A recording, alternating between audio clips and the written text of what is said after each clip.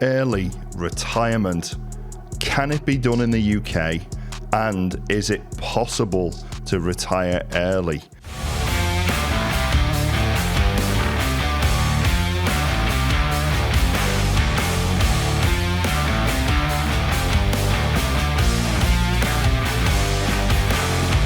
Wow. Okay. So a lot of questions to unpack here today from you, our lovely listeners and watchers on YouTube. So a little bit about early retirement. Yes, it is possible in the UK, and it is more than achievable in your 40s and definitely in your 50s. But one of the things to consider about retirement is the state retirement age, which is going to be rising, of course, to 67. Now, at the moment, the state full pension is £230.25p. So if you put that into context, I went to Costa Coffee the other day and got a large hot chocolate with cream and marshmallows, and that cost me £5.60. So we talk about quality of life. How much quality of life does £230.25p actually buy you? Probably not very much.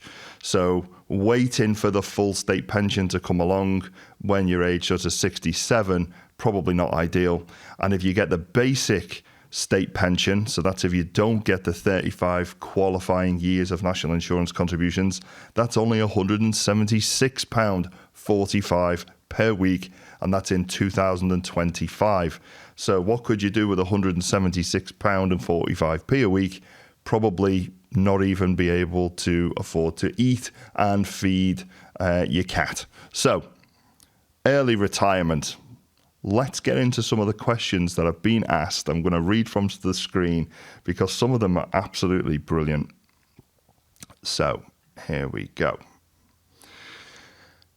Carl, how is it possible to retire early? And this is from John in Woking. All right, John. So retiring early, is it possible? Yes, of course it is. I have retired. I'm aged 43 at the time of the making of this video. I know I look far younger and I'm so much healthier than 43. I don't feel it. Actually, I feel like I'm about 93. But yes, it is absolutely possible to retire early in your 40s. How? Leverage. See, most people in their lives, they will be told, go to school, maybe go to college or university, get a good job, work for 35 years for your employer, retire with a golden handshake and a pension pot.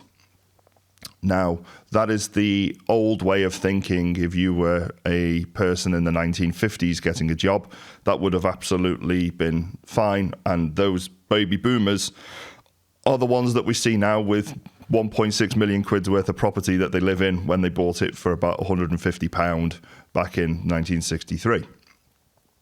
So nowadays we need to be a little bit smarter. Working for people tends not to get you in a position to retire early. Instead, when I say investing, I don't mean stock markets and shares and those sorts of things that an independent financial advisor may be better suited to give you advice on, because I'm not qualified to do that, and I certainly don't do it personally. When I talk about investment, I'm talking about solid assets that you can see, touch, feel, smell, and headbutt if you really want to. Things like gold as an asset, silver, property, art, jewelry. These are all assets that you can invest in and get a return on that investment. So many of you will know I invest heavily in property. When your property portfolio reaches over £1 million, which is quite easy to do in the UK, then you start to leverage those properties and you become, I guess, financially independent because you're getting enough revenue from those properties to be able to sustain your lifestyle. Most people in the UK are able to live an extremely comfortable life with no personal mortgage on £7,000 a month. People say, oh, I want to be a millionaire. Actually, £7,000 a month is plenty of money to be able to have a great lifestyle, see your kids, see your grandkids, right? Be able to go out pretty much whenever you want and have a really great experience, whether that's with a wife, a husband, a partner, a dog, a cat, or a goldfish.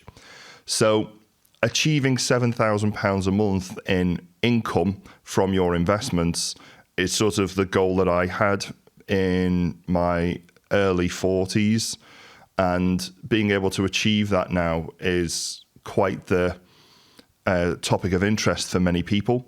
But ultimately, can you retire early? Yes. How do you do it? With investments rather than employment. And before people sort of jump down my throat, oh, well, you know, it's easy to say. I started with nothing. I started with zero money. I actually started with less than zero. I started with minus 45 grand after I went through horrendous divorce with my version number one wife. Left me absolutely penniless and broke, on the verge of bankruptcy, and was able to claw that back within a couple of years. If you want to know more about that story, I'm going to be covering that in our private members area, of course. So hit me up and I'll give you access to that. But can you retire early? John from Woking, yes, you can. You should be looking at investing your money and other people's money as well, OPM, into assets that realize a return and pay you every month. That would then negate you needing to work in a job. I mean, imagine if you're in a really physically demanding job, like a bricklayer or a cleaner or a carer or a nurse or somebody that is physically doing a hard job, even a factory worker.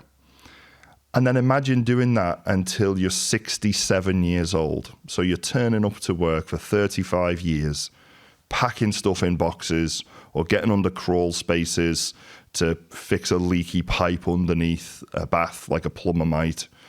Imagine being 67 years of age, having to get up at 7 o'clock in the morning, going to get all of the kit that you need, going to a customer's house for 8:30 if you're a bricklayer, 10 o'clock, 11 o'clock. And then having to work all day, again, if you're a bricklayer, 11 till 1. That's pretty much a full day now. And being able to physically be able to do that till you're 67 years of age, I think the people who make the decisions in this country are having an absolute laugh. They've clearly never had any physical, laborious jobs to do. I certainly have done physically laborious jobs. So I think it's wise to start looking at your future from whatever age you are now and saying, well, actually, can I physically do the job that I currently do until I'm 67? And if you're an architect and you're sitting in an office and you might go onto site once a month or twice a month, that might be considerably easier than, like I say, laying brick or being a carer, having to physically maneuver people with the help of aids and supports. That is a really difficult job. So retire early, yes, it can be done with investments such as property, precious minerals and stones and metals like gold and silver, and jewelry and art, and also businesses as well. I didn't cover that earlier, but that's going to be on a different subject because I've got another question about that soon. So thank you, John, for your question. Great question, and I hope that's helped. Okay, so question from Chloe.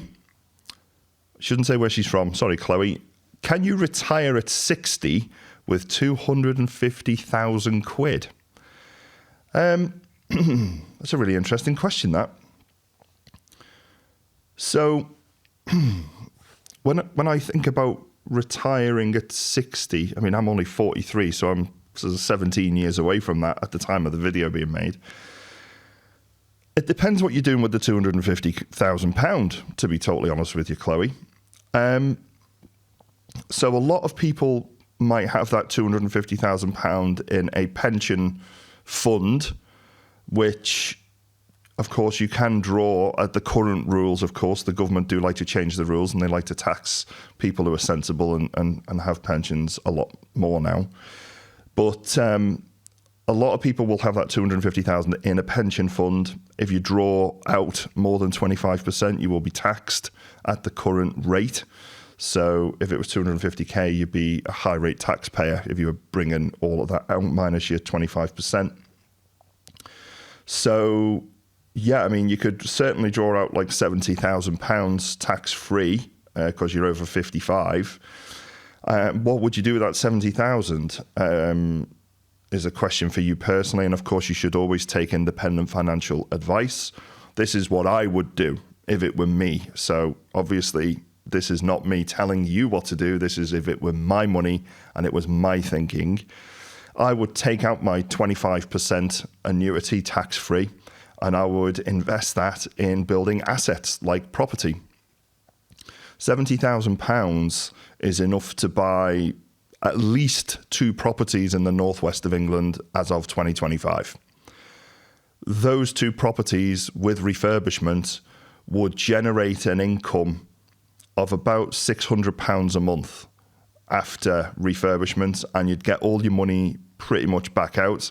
So you'd be starting again with another 70,000, and I would then buy another 2 with that 70,000, refurbish those properties, and then I've got another 2 lots of £600 a month. So straight away with 70k, after less than a year, I'm generating £1,200 a month in income from investment property. So that's rinse and repeat, though. You could do that multiple times. You don't have to stop at 4 properties.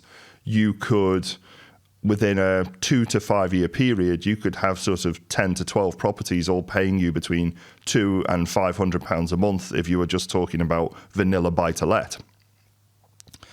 If you wanted to be a little bit more creative and adventurous, you could look at getting properties such as HMOs, housing with multiple occupants.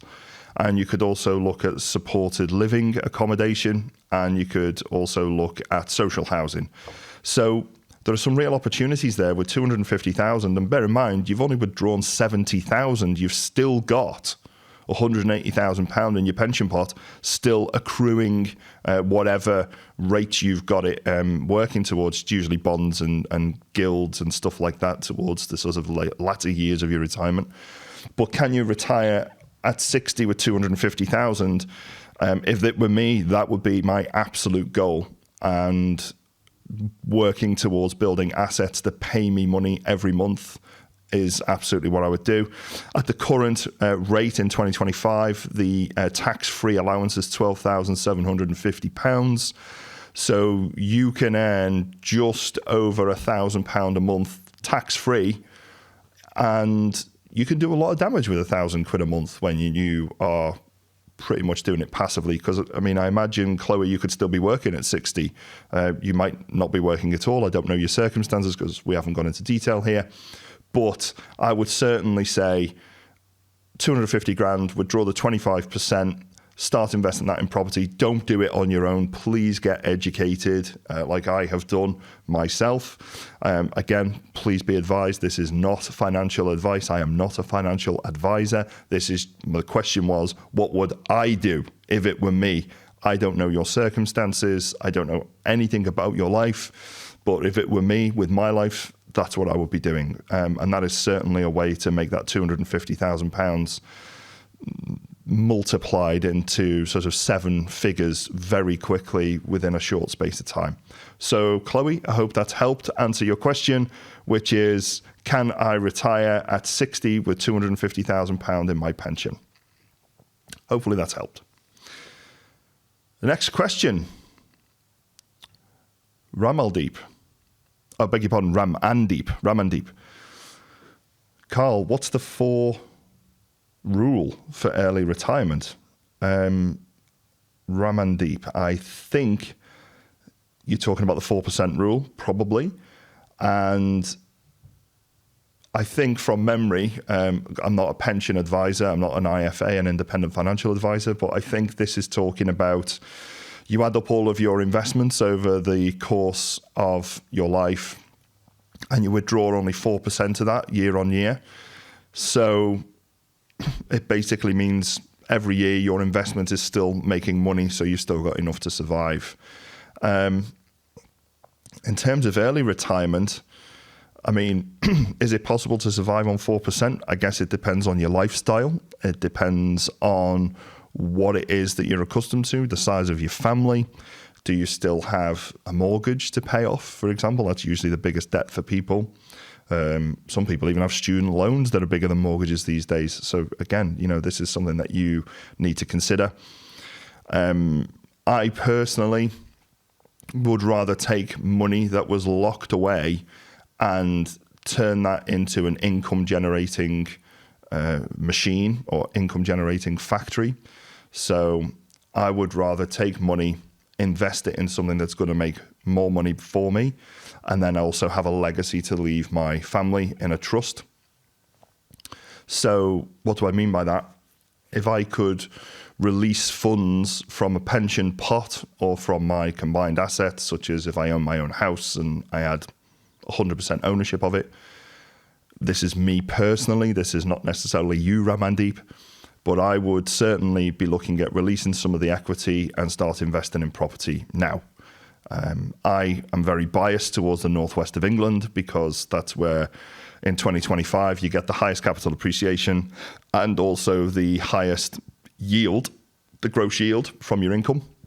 So for me, I would not leave my money locked away where potentially it could get eroded quite significantly by the government when you pass away. I would start investing it, and then I would create a trust for my family, for my children, of which, of course, you can split the beneficiary rules any way you like. So 4% rule, I personally would not do that, but that is, of course, up to every individual, and you should always seek professional, independent advice. So I hope that's helped, Ramandeep. Next one. Jonathan, so different to John, the other question. Can you retire early in the UK? Oh, hi, Carl. Can you retire early in the UK, and can you draw your government pension early? Oh, okay. So 2 questions. So Jonathan, you can't withdraw your state pension, if that's your question, any earlier than the current rules. So that's the first thing. But you can withdraw your working pension from age 55. And you can withdraw 25% of that under the current rules. Of course, rules may change. But you can withdraw 25% of that tax-free if you wish. So yes, of course, you can withdraw your work pension from age 55. But that age is actually increasing from April 2028 to 57. So the government wants you to wait until you're 57 years of age to be able to release your working pensions. Why is that important? Because at the moment, under the current scheme rules, you can withdraw 25% tax-free.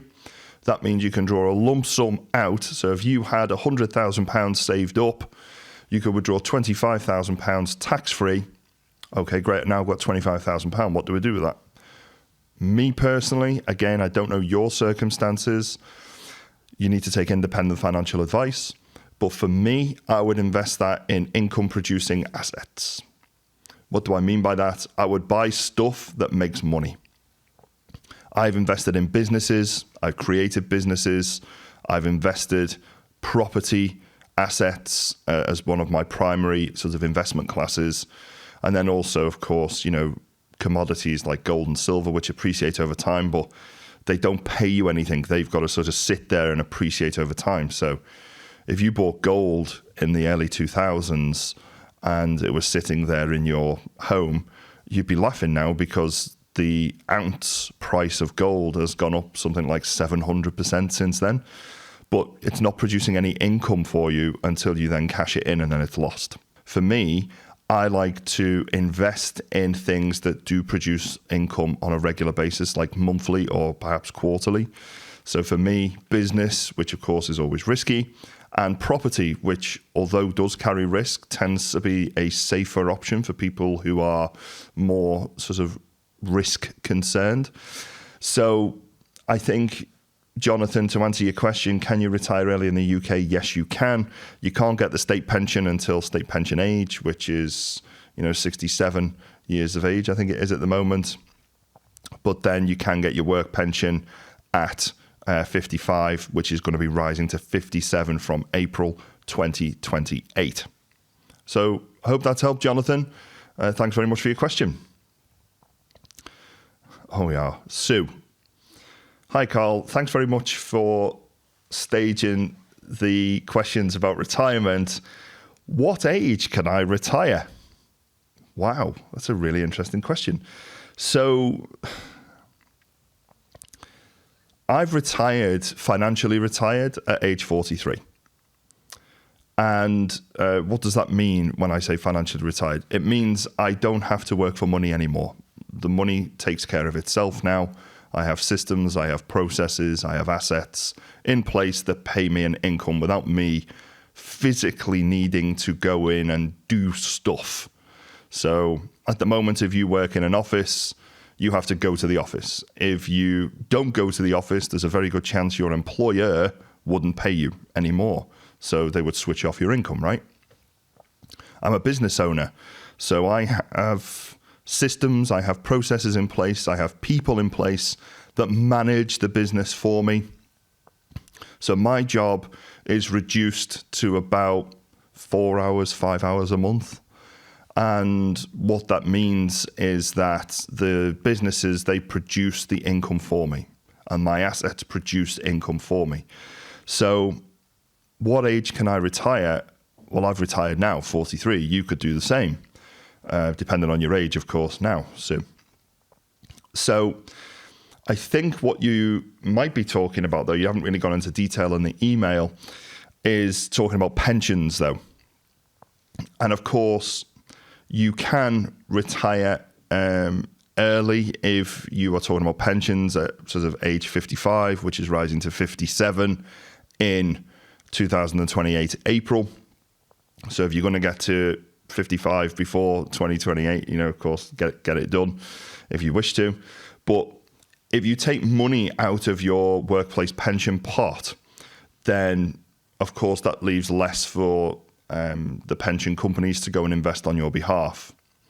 So that's something that you need to consider. However, the flip side of that coin is if you've got an unrealized asset, such as a workplace pension pot, you could take your 25% tax-free annuity and you could go and invest that yourself. So, of course, I'm biased and I talk about property and I talk about businesses in the main, but I think it really depends on you, Sue. It depends on your risk appetite. It depends on your level of education within the investment process. Of course, you should always seek independent financial advice from professionals. But for me, I took a chance on me.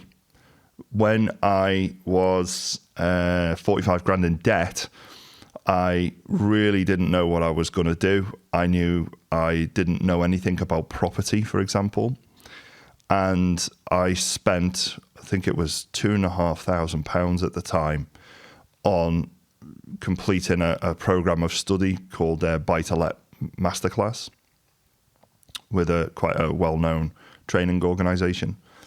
And it shook my world, actually. It rocked my world. There was so many things I didn't understand about how money moves, how buy-to-let markets work. Because what I thought was, well, buy-to-lets are really easy. You save up a 25% deposit, and then you buy a house, and then you rent it out. And that's how it works, right? That's completely wrong. You don't make money typically doing that method or that strategy. So, you should really be looking to buy properties that are below market value. So you look at properties in an area. Let's say all the properties in that street are worth £100,000, just to keep the math simple. And then you find a property where, it's really run down. It's not been invested in for a long time. Maybe a little old dear has passed away or gone into a care home and they need to sell the asset. It's got no central heating. It's got no double glazing. The carpets are from the 1970s. It's still got that original sort of gas fire inside of it. And, maybe it's got loads of smoke-stained Artex on the ceiling, those sorts of properties. You could sort of say, well, yes, they do go for £100,000 in this area, but actually this is not worth £100,000 in its current condition. So, I'm going to offer you a below market value offer, get to know the family, get to know the estate agent. And let's say you put an offer in for £85,000, which is 15% below market value. Of course, a lot of people say no straight away because they look at other houses and go, well, it's worth 100 grand. Well, your one isn't worth 100 grand. And remember, an estate agent is always trying to maximize the amount, particularly anything over 100,000, because most estate agents, they will be operating on a 1% to a 1.5% fee. So, and they will have a minimum of £1,000 plus VAT for under 100 grand, right? So if it's a 100 grand house, they are not really that bothered in terms of a fee earning potential, because if you offer them 85 grand and they accept, they still get £1,000 plus VAT. If you offer them 100 grand, they still get £1,000 plus VAT. It's when it becomes over 100 grand that they start getting more money. But of course, their job is to get the best value for clients, and the client is the vendor. So you find the property that's a little bit beaten up, a little bit worn down. You get the offer in 85 grand. If it's not your first property, you also have to pay 5% stamp duty and land taxes. And then, of course, you've got lawyers to pay for. So you are pretty much at sort of 90, 95 grand anyway by the time you've done all of that. And then it leaves you with sort of a 5 grand budget to do it up. So you do it up, slap and tickle. Needs a little bit more than a slap and tickle. This needs, new boiler system, new gas central heating. So you're looking at sort of 3-4 grand for that. You're looking at replacing the windows potentially, and maybe even the doors. And then, of course, decorating. And, one of the things I learned is about time leverage. Is it worth doing the decorating yourself?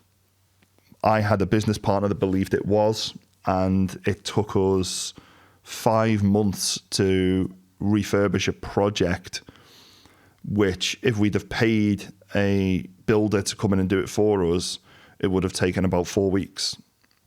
And that means we could have let it out for 4 months more, earning income for an additional 4 months than if we'd have tried to do it ourselves. So these are like little things that I learned in my property training. So I think that's what I would sort of be looking to do. I would be looking to buy below market value properties, which is something I talk about quite regularly. And I would be looking to use those properties, refinance them, get most of my money back, and then go again as what we call a cookie cutter approach. And you can do that with a lot of buy-to-lets. The market in 2025 is actually in a dip. Despite what people are talking about, it's actually in some areas in a real bad dip, particularly in the more sort of exclusive, more expensive areas. We can see that for real, since there's been certain money removed from the economy, from Russia, for example. So if you're looking at Chelsea, Kensington, Knightsbridge, those sorts of areas, you'll see like some houses that were 5 million are now 4 million. Well, that'd be nice to afford a £4 million house, Carl. I'm not doing that. I don't do that. I typically invest in relatively lower value properties. So I'll be looking to buy a buy-to-let property which is going for less than £150,000 in the Northwest. And I look to typically achieve a 10 to 12% yield on that after refurbishment and refinance. So I hope that's helped to understand what age can I retire. It depends on you. It depends what your assets are. It depends how you put those assets to work. If you've got money sitting in an account doing nothing, could you retire early? I think it would be a challenge. But I think a lot of pension companies would be happy with you doing that. It would not be my personal choice. But again, as always, you should seek independent financial advice. Hope that helps you. This one from Nathan. Hi, Carl. How much would I lose if I did retire early? Because I've got a pension pot. He mentioned some amounts. Okay. And he says if he takes some of his money out, then it could affect how much return on his investment he gets in the pension companies. So he says, if my pension, this has been sent to him by a pension provider, if your pension scheme reduces your annual pension by 5% each year, you retire early, and you retire 2 years early, your pension could be reduced by 10%. Well, that's true. But what do you do with that money is the question, I would say. So if you take out that 5% and go blow it all on booze and a world cruise, you've got a great experience for that year, but yeah, you'd probably be poorer for it because you're spending money that you're not going to get back. But if you took that same 5%, 10% and invested it, then that's a different question altogether, isn't it? So it really does depend on what you want to do with it. So you would lose the investment growth. This, again, is coming from the pension provider, which is right. And, this is something to consider. Pension providers, how do they make money? Well, they make money by investing your money and then charging you a fee. And the interesting thing is they make money whether their investment plan goes to plan and it makes money or not. They still make money off you. So, it's always an interesting thing for me when I think about pension providers, because they are absolutely huge businesses that invest billions of pounds into economies. They can literally make and break governments, pension companies. And they invest in a lot of infrastructure, so ports, aviation, stuff like that, because they want that solid sort of 7% year-on-year growth, which is great. What do you get if you're lucky? I don't know, 3%, 4%? And you say, oh, well, that's not bad because, they're doing all this work for me. Do you know how much work they actually do for you? I don't know. Might be worth asking that question. And of course, if you've been sold a pension by an independent financial advisor, then they're going to be making some money off that as well. I'm not saying that pensions don't have their place, by the way. I have a pension. And I use that pension as a sort of a leverage for when I retire, because of course it is still tax-free. I know some people have got what we call a SAS pension, which is basically a pension fund that they dictate who they can lend to. And there's very specific rules about that. And the government, the Labour government in 2025, are looking at changing those rules. So on a little bit of a deviation now, I think it's really important to understand something about pensions, okay? The rules that the government put in place today are not necessarily going to be the rules tomorrow. So, for example, at the moment, the rules say age 55, you can draw 25% of your workplace pension. But in April 2028, they're putting that up to 57 years of age. So they're changing the rules. So I'm 43. I've got to wait now till I'm 57 to withdraw my workplace pension. Other rule changes. State retirement age, it's now going to be 67. By the time I get to 60, I reckon it's going to be 70, to be honest. So there's also rules about taxation. I remember when George Osborne was the Chancellor and he said, workplace pensions are protected tax-free up to £1 million. Now what's happened? Of course, they're taxing everything they can. Every bit of your money is being taxed. And there's no assurance against it, because the government next year could say, listen, we've had a little bit of a think. This is just an example, by the way. This isn't based on fact. But Rachel Reeves is the current Chancellor, and she loves raiding hardworking people's money. So she could say, next year, if you've got over £500,000 in a pension, we're going to take 20% of it. She could do. I don't think it would be politically sensible for her to do that, but she could do it. What control do you have over that? Zero. Absolute zero control. So when a financial advisor, gives you financial advice on your pensions, they are giving you advice on the circumstances today as best as they can see them. So they don't know in a year's time if Rachel Reeves or maybe somebody else who's going to take over from her is going to change the pension rules, the pension laws, the taxation on pensions, when you can draw it out, what you can spend it on. if or not you're going to be able to withdraw 25% tax-free. Those things are all subject to change by the government on a whim, depending on how skint the government is and how badly they spend money, which we're in a Labour cycle at the moment, which is pretty much guaranteed to be high taxation, high spending. So it's relatively predictable, in my opinion, that we are going to end up getting taxed on pensions in the very, very near future. Within the next sort of 4 years, that will be introduced. But probably not in the last year of the election cycle, of course. So that's just something to consider. I hope that's been helpful. But, do remember, yes, you will lose some of your pension if you withdraw it. But if you are investing it, that might be a sensible use of that money versus going on a booze cruise to Spain, for example. So hope that's helped. Next question. Carl. I'm 23. Well done, Brandon. Brandon's 23. And he wants to know, what age is too early to retire? Because I'm already thinking about it. Good. Brandon, I love it. 23, I'm looking to retire early. Good for you. Why am I laughing? I'm not laughing at Brandon. I think it's great what he's doing. And, the mindset, do you know what? We talk about this new generation. We talk about this new generation of young people and how, they're work shy, they're lazy, they don't want to work 9 to 5 in an office, they don't want to work in a factory, they don't want to work as an apprentice, they don't want to come in at weekends. Why? Why don't they want to do this thing?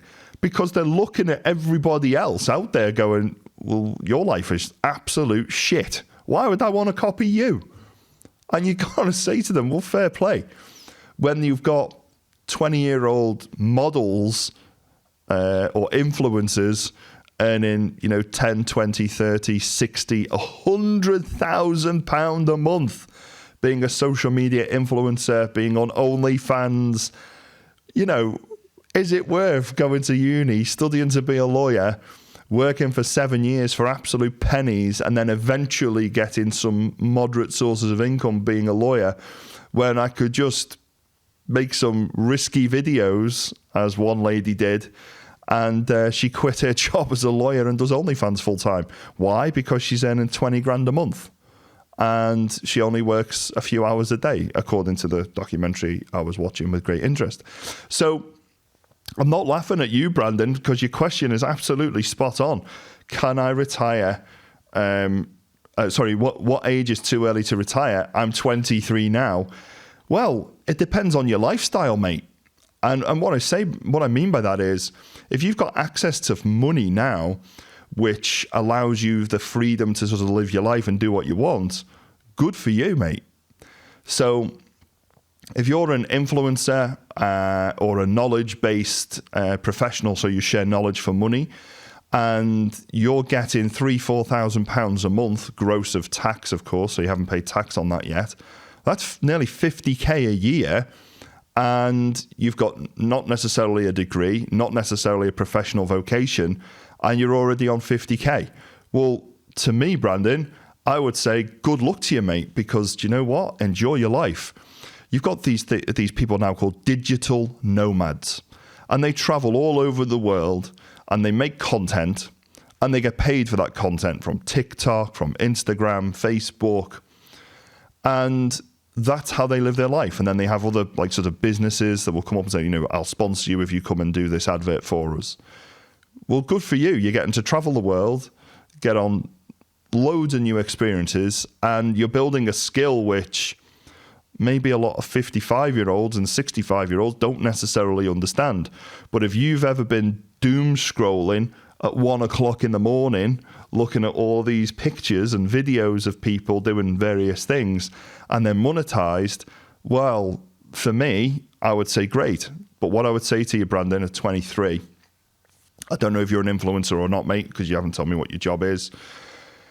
But if you are earning money that's allowing you a certain lifestyle and you're happy with that lifestyle, great. What I would do, though, is I would start hedging your bets and start looking at how you're going to invest some of that money. So it's great to sort of get £1,000, pay your relevant taxes, and then whatever's left, spend. That's great for you. Enjoy your life. I would recommend every 23-year-old enjoys their life. But soon you'll be 33 and you'll have had a great 10 years. But then 23-year-old Brandon needs to be looking at 33-year-old Brandon's future and saying, well, what could I have done to have hedged my bets? Start investing now, today, age 23. You can get involved in rent-to-rent properties, not a strategy I particularly am interested in myself. But rent-to-rent properties, basically, you can set them up. They become serviced accommodation, think Airbnb, and they will generate an income for you, an asset-producing income. I've certainly got friends that do this, and they generate between £2,000 and £5,000 a month as income, which, you know, £2,000, not great, £5,000, fantastic. That's about 60k a year. The challenge I have with rent-to-rent or serviced accommodation rent-to-rent is that you don't actually own the asset. You're only borrowing the asset from a landlord. And before I get the comments, landlords aren't crazy and they wouldn't do that. Yes, they do.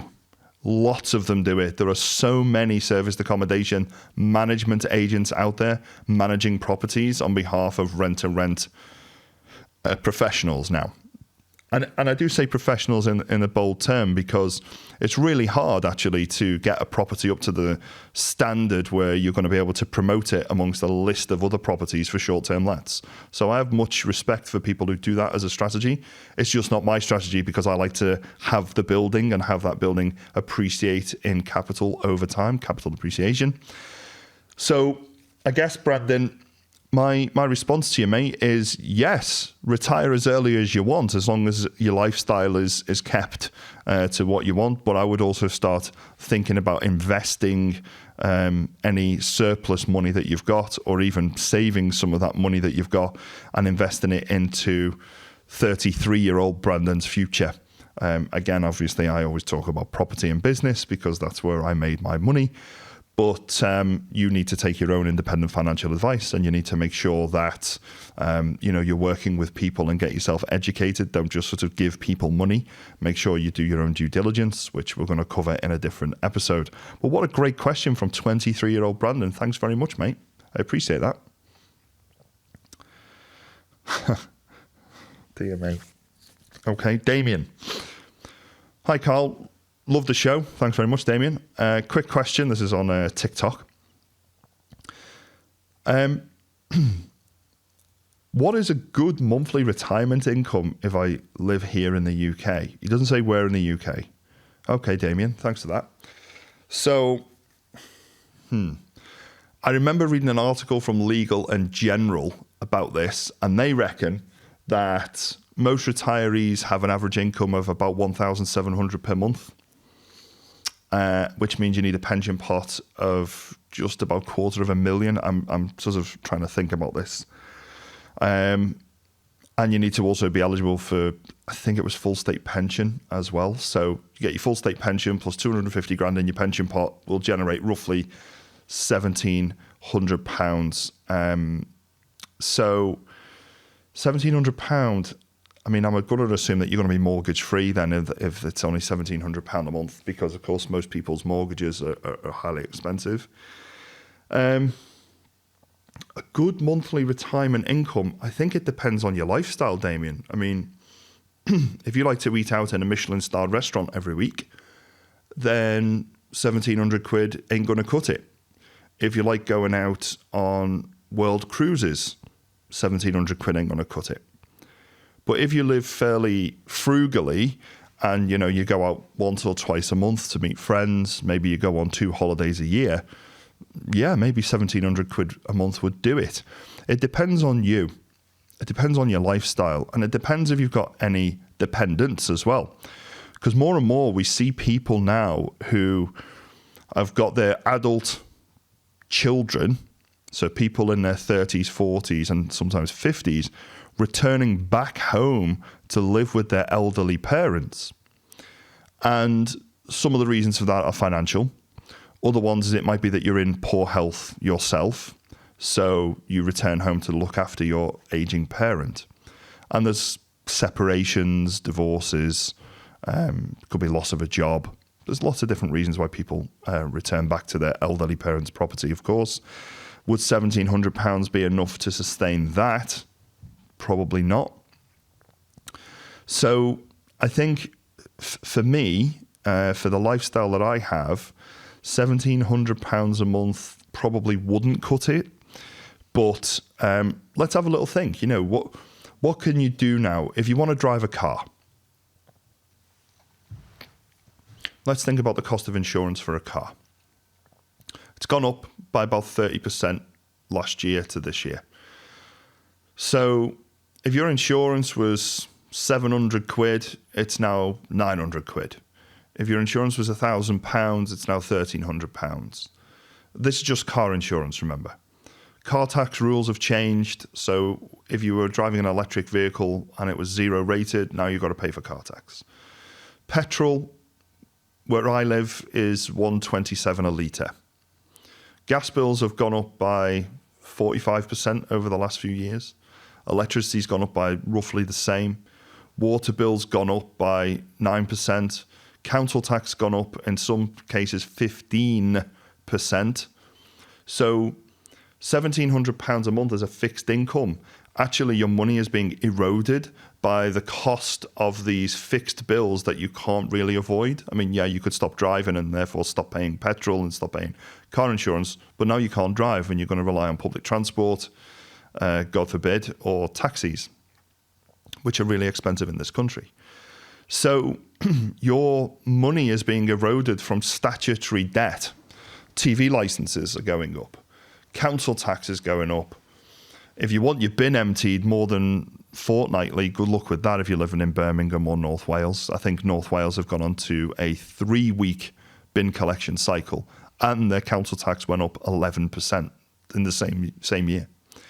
So £1,700 a month sounds like it could be a lot of money, but actually when you factor in the increase in gas, electric, council tax, water, TV, car insurance, car tax, and then of course we haven't even started to talk about food.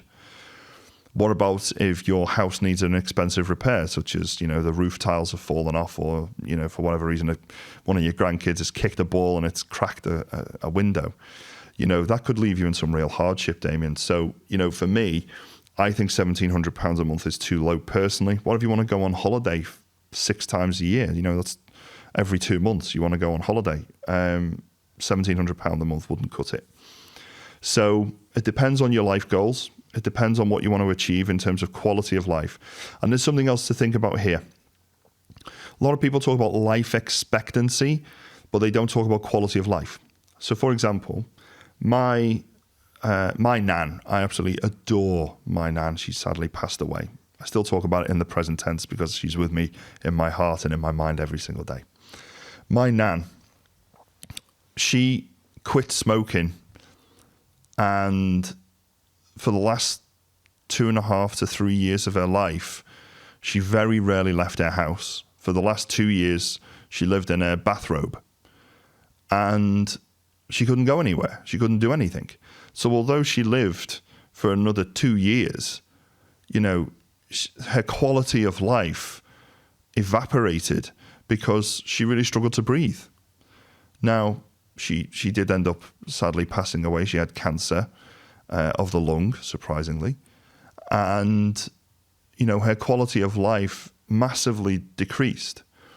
So when we talk about retirement, a lot of people, they think about, you know, hopefully I'll die before I'm, say, 90, because that's how long my money's going to last. But you actually have to think about the quality of life as well. And a lot of people say, oh, you know, when I retire, I'm going to do this thing. I'm going to, I'm going to go on a cruise. I'm going to climb a mountain. I want to go scuba diving. I want to go race car driving. You know, all these crazy things that you want to do. But what happens if you slip and break your hip? What happens if you get diagnosed with a terminal disease and you can't get holiday insurance? What happens if you end up losing your partner because they sadly pass away, or because you separate and divorce? What happens if your kids get into financial trouble and you need to support them? These are all things that you can't predict into the future, but we don't plan for that. We're always looking at the sunny side of the egg. And for me, one of the things I like to do is I like to hedge in a degree of risk management because, after all, that was my job for many years, risk management. So I think 1,700 quid a month is certainly not enough. I think I would want a comfortable, even if I wasn't using this money, I would certainly want at least £2,500 a month in my pocket. Which is, £800 more than what the recommendation is there from, I think it was Legal in General. So I would want that because then you've got enough to invest money to generate more income and more wealth for you and your family, and also give yourself a safety net for rainy days. So thank you, Damien, for that great question. Oh, Alfie. A lot of men writing to me. Seen a theme here. Alfie says, "Hi, Carl. I came to PPN Liverpool, which is a property network that I host in Liverpool. If you want to learn about property, there's a link below. I'm sure our nice editors are going to put our PPN link below if you want to come and talk about property. Absolutely." So Alfie says, "I came to PPN and you talked about early retirement. I've got no money. How can I retire early with no money?" Okay. Really good question. So from my memory, Alfie, you were not old. You were I think you were mid-20s. So, okay. That's another question about retirement from somebody in the mid-20s. Okay. So if you want to retire early with no income, I mean, wow, that's, you better get good at something. You better get good at something. When you say retire early, I'm assuming that means retire from sort of 9 to 5 working. Okay, that's fine. But you're still going to need some money to live off unless you're independently wealthy, i.e. your mum and dad have left you an absolute fortune, or your mum and dad are going to take care of you for the rest of your natural life, or you've got a really rich partner who doesn't mind you being a layabout. So how to retire early with no money? You're definitely going to need a plan for that one, Alfie, I'm afraid. You're going to probably not live in the greatest area with the greatest of houses. You're looking at probably a 1-bedroom studio, if you're lucky. You can certainly look at sort of tax efficiencies in terms of savings, but if you've got no money, my question is, what would you be saving? I think this is a mindset question more than anything, Alfie. And what I mean by that, mate, is with love, if you're 20, let's say 25, and you've got no money, I would not be thinking about retiring with no money, because you're going to be somebody else's problem. The state, a partner, parents, siblings, you're going to be somebody's problem. Now, I have in my family, I have somebody like that. I have an uncle, and he was really, really smart when he was younger. He got an HNC in electrical engineering, which at the time, that was an incredible achievement. He did an apprenticeship in a place called Camel. He got an electrical engineering HNC. He could have gone anywhere in the world with that. What did he do? He went out every weekend and got pissed. He played football with the lads. He walked out on his family. And then he didn't work for 30 years. So all that knowledge, all that education, all that experience didn't count for anything really, because he ended up with nothing at the end of it. And I actually remember him. He used to phone up my nan, his mum, and he would, "Hiya, Mum, how are you?" "I'm good, thanks, son. How are you?" "Oh, I'm not very good." "Oh, why is that?" "Oh, I've got terrible headaches from reading the paper." "Why have you got terrible headaches from reading the paper?" "Oh, well, I've broke my glasses." "Well, how did you break your glasses?" "Oh, I stood on them by accident." "Okay, so go and get some new glasses." "I can't." "Why can't you?" "I've got no money." "Well, how much are glasses?" "Oh, they're £120. If you're Keir Starmer, of course, they're £2,500. £250. All right, I'll send some money to you.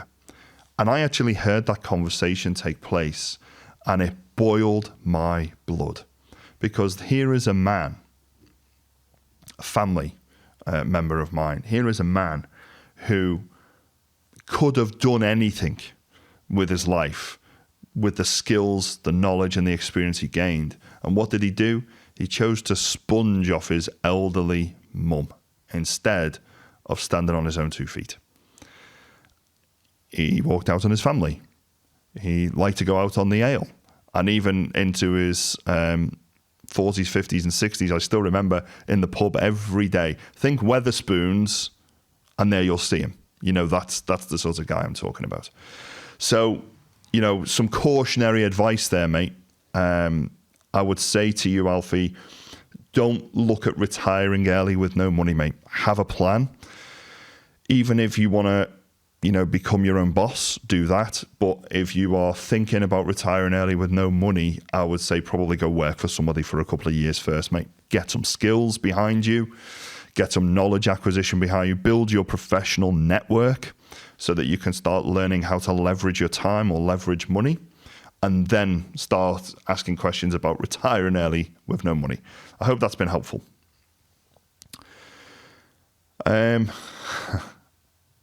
Okay, Heather. Hi, Carl. Love the show. Thanks, Heather. What's the best age to retire, do you think? I'm a mum. I'm married. I've got 2 kids, dogs, and we own a business. Okay, great. So that's great. Let's have a little think about this. So common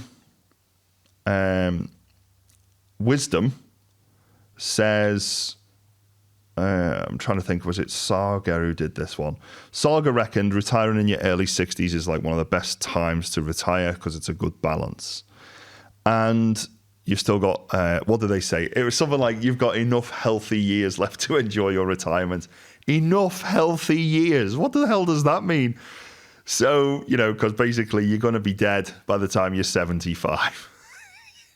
So you've got 15 years before your health kicks in and you're dead. Okay, cool. Thanks. So when's the... I love that. What's the best age to retire? Well, when do you want to retire would be my question. And can you afford to do it? You said you've got a business. Can the business survive without you? That would be my first question. Because if it can, and it pays you a residual income every month, maybe you could retire now. Do you invest your money? Do you have things like properties? Do you have other asset classes that pay you money every month? If so, maybe that you can retire right now. So what's the best age to retire? Again, really does depend on your circumstances. But I would personally say, for me, I've retired early, financially retired. What has that left for me? I am able to volunteer my time. I run a podcast that helps other people to become financially independent. That's my sort of give back to the community, to the world, if we reach as far as Vietnam, Sri Lanka, and the United States and Canada, which I know I've got listeners there. Big up to Malvin, by the way, who's in the USA. So I think, you know, for me, I retired. And what does that mean? It means I have time to do what I want to do now, which is I have a podcast. I go on holiday fairly regularly. I spend some time with my wife and my dog. I spend time with the kids. I don't have to worry about, you know, oh, I've got work on Monday at 9 o'clock, for example. I don't need to do that anymore. I can sort of choose my own hours. So there's no real sort of this is the best age to retire, in my opinion. I think if you want to retire in your 60s, I think that's crazy because you have one life and enjoying the last 10 to 15 years is not something I think is that positive personally. So I think, you know, for me, I'm happy that I've retired in 40. I'm relatively healthy. I can still, you know, go and walk up a mountain if I really want to, which I have done for charity. I can still, you know, take my grandson and have a little kick about playing football with him without worrying about breaking a hip, for example. So, you know, that's good. So I hope that's helped, Heather. But, I mean, what's the best age to retire? If you've got a business now, Is it systemized? Is it process driven? Can you and your husband exit the business, allow it to carry on working for you, even perhaps growing it, while you and your husband spend quality time together with the kids? That's my question. I hope that's been useful for you. Oh, this is okay. So this one here, okay, from, well, I don't know if I'm going to say this name, Oluweke. Sounds like a Nigerian name. Hello, sir. I haven't been called sir for a while. Do I need to inform HMRC if I retire early? Well, typically, if you're working for somebody, your employer will inform HMRC for you, Oluweke. Then if you're self-employed, you definitely do need to report it to HMRC. And if you inform them yourself, it can sort of prevent you from any sort of tax issues round the corner for you.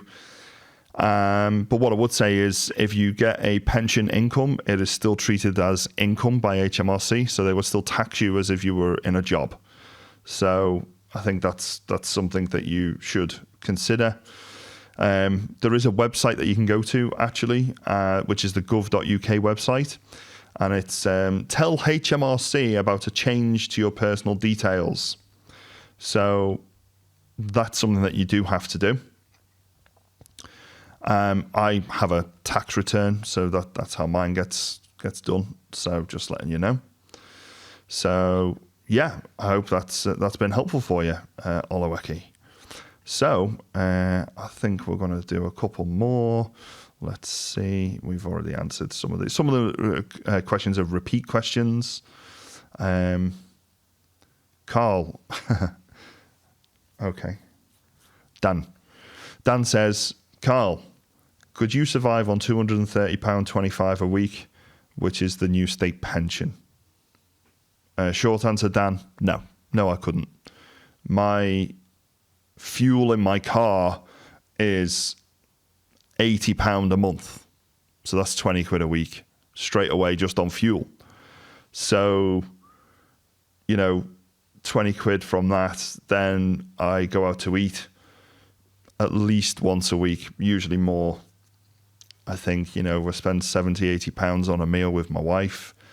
I mean, we went out for Father's Day in June 2025, and that was £80 for three of us.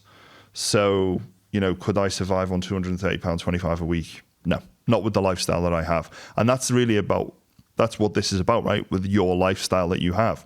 If you sit in your home and watch Netflix and eat as the smart price food, could you do that if you don't have a mortgage? Probably yes, you could. What if you do have a mortgage, or what if you do have rent to pay? £230 a week, it's not a lot of money. Short answer, Dan, no, I couldn't survive on that, mate. And I recommend anybody does something about that, in terms of getting additional income as soon as possible. And remember, just because you might retire from a job, it doesn't mean you're ready to retire. You can still do other things. So that's something worth considering as well. Oh yeah, this is a question, okay, from Kath. How many years of national insurance do I need to pay to get a full pension from the government? Okay, well, currently it's 35 years. Again, that's subject to change because the government can change these things whenever they want. So you've got to work for 35 years and get a full qualifying year. You can actually check that out on the government's own website. So check if I qualify. In fact, actually, I'm going to just have a little look. Check if I qualify 35 years of NI contributions. So here, to qualify for the new full state pension in the UK, you generally need 35 qualifying years. If you've got fewer than that, you may receive a reduced amount, but you need at least 10 qualifying years to receive any state pension. So just to get the basic state pension CAF, you need to have worked for 10 years. If you haven't worked for the full 35, you will get the basic state pension. But 35 qualifying years for the full. And you can actually check your national insurance record. If you type into Google, check your national insurance record, I don't know if the editors can put that up behind me here. It's a gov.uk website. It just asks you for some basic questions, and it'll tell you what you've paid up to the start of the current tax year, any national insurance credits you've received. I'm reading this from their website. Gaps in your contributions or credits, if you'll benefit from paying any voluntary contributions to fill any gaps, and how your state pension forecast will change if you decide to pay voluntary contributions, and if you can pay voluntary contributions online, and how much this will cost. So there you are. So you can actually check. So thank you for that question, Kath. I mean, that's not something I tend to physically work on, because even the full state pension is not a great amount for 35 years of work. And interestingly, we are, for the first time, I think, in the UK, we're at this seesaw where for the first time in our nation's history, there are more people claiming benefits, including retirement, than actually have worked. So what I mean by that is, imagine you have not had a job since you were 18 years of age, and you've successfully claimed unemployment benefits from the age of 18 to the age of 65, and now you're eligible for pension. And you say, oh, Carl, that's not possible. Well, believe me, there are people in my family that I know for a fact have worked no more than 3 years in their adult life. Unless it's like cash in hand jobs, for example, which is illegal, okay? But they've worked no more than 3 years in their adult lives, and next year will be eligible for a full state pension, because the government pays their national insurance contribution for them while they've been unemployed. So they've gone from never really working from age 18 to now age 65, 67, whatever it is. And now they're on state pension. That's crazy. But there are more and more people retiring just like that, because the benefit system has allowed that to happen over the last 30 years. So I think the government is knackered, because the people who have not contributed with work, so they've not produced a work output, have now, they're no longer claiming dole, they're no longer claiming universal credit, whatever you wish to call it, and now they just move straight on to state pension. I mean, that's frightening. So, Kath, I think, if it were me, I would even start looking at little jobs. So, I mean, Kath, I don't know how old Kath is, but even if you're in your 60s, if you're still doing shopping, you're still going and doing shopping, there's nothing to stop you from doing shopping for other people and charging a small fee for that. You do need to make any declarations to HMRC, remember that. There's nothing to stop you, age 60, at renting out one of your rooms. You can rent out a room for £7,000 a year, tax-free. So that's a great boost to your income, and it's tax-free. So, it doesn't matter how old you are, you could do that now. So I would consider these are things that you can do to change your quality of life right now. I hope that helps, Kath. Thank you very much for a very interesting question. Okay then, so we've covered loads of questions on early retirement, retirement ages, what do I do with retirement? Thank you so much for tuning in to the Lazy Wealth Creation podcast. I hope that's been useful for you. Please remember, give us a like, give us a follow, give us a share, subscribe. If you're on YouTube, subscribe to the channel. And I look forward to giving you some more valuable hints and tips in the next episode.